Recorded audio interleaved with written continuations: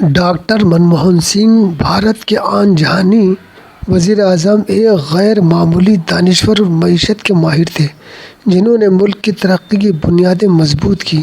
ان کی قیادت میں بھارت نے اقتصادی اصلاحات کا آغاز کیا جو عالمی سطح پر ملک کو ایک طاقتور معیشت کے طور پر پہچانے جانے کا سبب بنے۔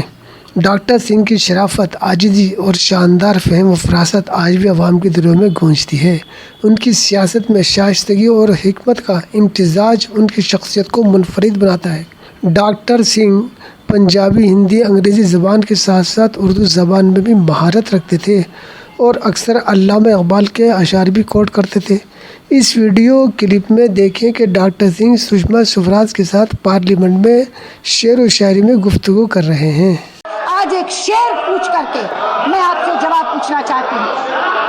تو ادھر ادھر کی نہ بات کر، یہ بتا کہ قافلہ کیوں لوٹا۔ تو ادھر ادھر کی نہ بات کر، یہ بتا کہ قافلہ کیوں لوٹا۔ ہمیں ریزنوں سے گرا نہیں، تیری رہبری کا خیال ہے۔ مانا کہ تیری دید کے قابل نہیں ہوں میں،